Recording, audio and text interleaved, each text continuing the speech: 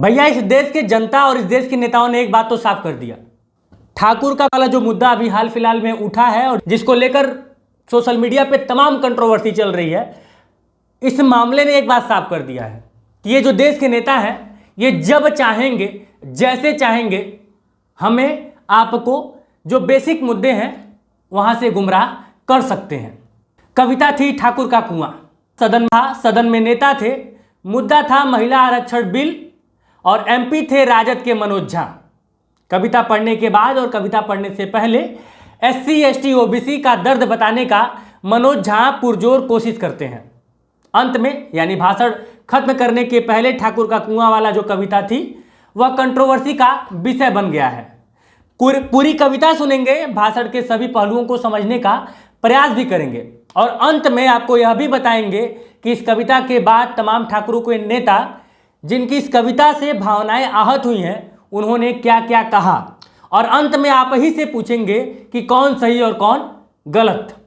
बताने के लिए हम भी आपको अपना विचार बता सकते हैं, लेकिन मुझे लगता है कि इस बार फैसला आप कीजिए कि ठाकुर का कुआं वाला यह कविता उस वक्त सदन में मनोज झा द्वारा पढ़ा जाना कितना जरूरी था या फिर जरूरी नहीं था। अब पूरी कहानी को बताने से पहले नमस्कार, मैं हूं विकास गोस्वामी और आप इनसाइड भारत टीवी देख रहे हैं।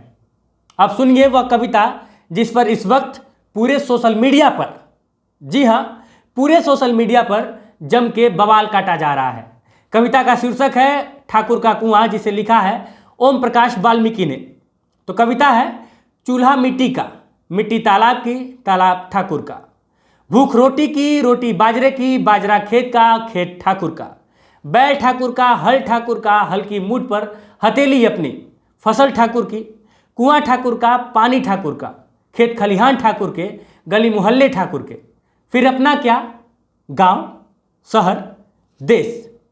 ओम प्रकाश वाल्मीकि की इस कविता को लेकर बवाल शुरू होता है और उसके बाद ठाकुरों के कई सारे नेता राजद के एमपी मनोज झा को बहुत कुछ कहते सुनते नजर आ रहे हैं। अपनी बिरादरी का हवाला देते हुए तरह तरह के बयान दे रहे हैं जो इस वक्त सोशल मीडिया पर तैर रहा है। अब आते हैं उस पॉइंट पर जब मनोज झा अपना भाषण देते हुए कहते हैं मेरा सरनेम एक प्रिविलेज है, नीरज भाई का सरनेम एक प्रिविलेज है, हमारे सरनेम ने हमें प्रिविलेज दिया है। उन सरनेम को देखिए जिनके पास यह प्रिविलेज नहीं है। मैं यह कहना चाह रहा हूं कि प्रिविलेज का जो व्याकरण है वह खत्म ही नहीं हो रहा है। मैंने पहले भी सदन में कहा है, इस देश में there is nothing in the name but everything is there in surname. उनके संघर्ष, उनका जीवन लगातार कठिन होता जा रहा है। यह तमाम बातें मनोज झा इस देश के उस तबके के लिए कहते हैं जो आज भी अपनी टाइटल को लेकर प्रिविलेज फील नहीं कर पाता है।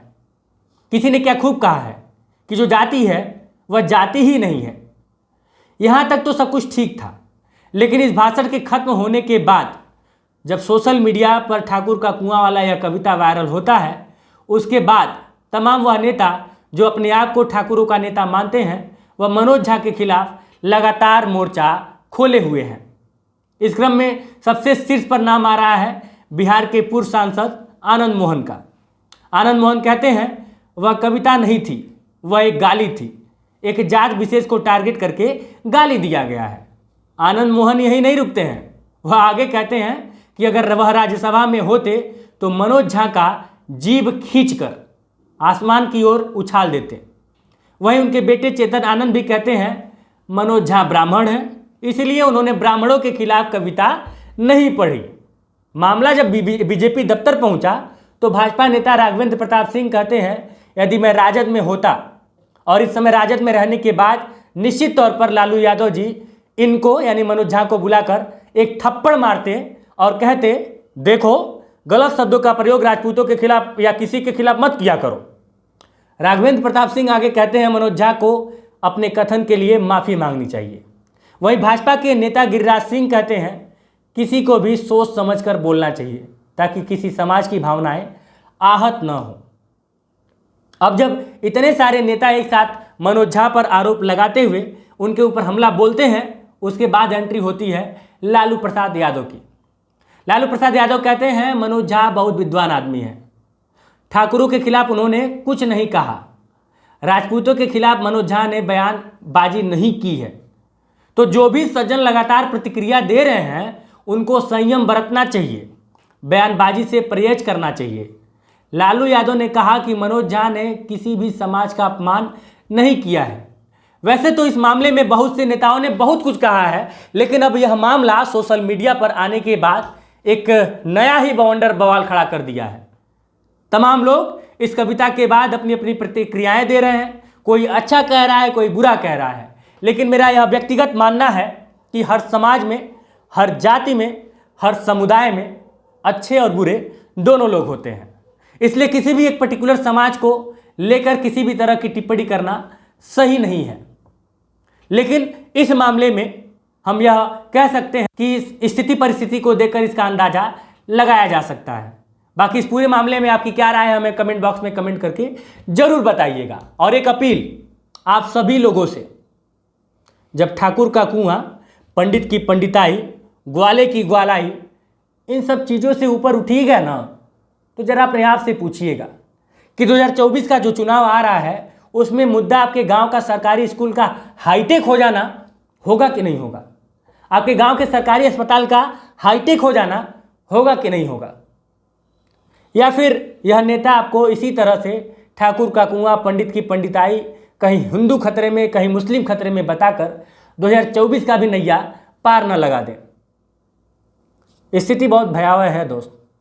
आपके स्कूल का हाईटेक हो जाना, सरकारी स्कूल का हाईटेक हो जाना कितना ज़्यादा ज़रूरी है, इस बात का अंदाज़ा आप क्यों नहीं लगा पा रहे हैं।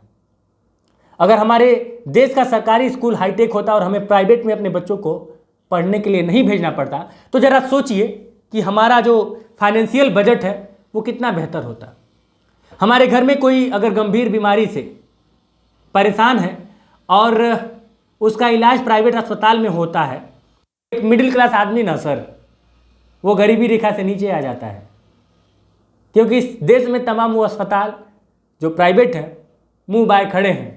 आप जाइए, खेत गिरवी करवा देंगे, खेतों बिचवा देंगे, हो सकता है कि एक का इलाज करवाने के लिए किडनी गुर्दा भी बांधे रखना पड़े। ये सारी चीज़ें समझनी होंगी और इस पर विचार करना होगा। जो चुनाव आ रहा है, इस तरह की बयानबाजी बड़े ज़ोरों शोरों से होगी। मामला हमारे और आपके हाथ में है कि हम इन बयानबाजी को कितना महत्व देंगे और इन नेताओं को कितना महत्व देंगे। बाकी वीडियो को अंत तक देखने के लिए आप लोगों का बहुत बहुत शुक्रिया। मिलते हैं किसी और वीडियो में, तब तक के लिए नमस्कार, जय हिंद।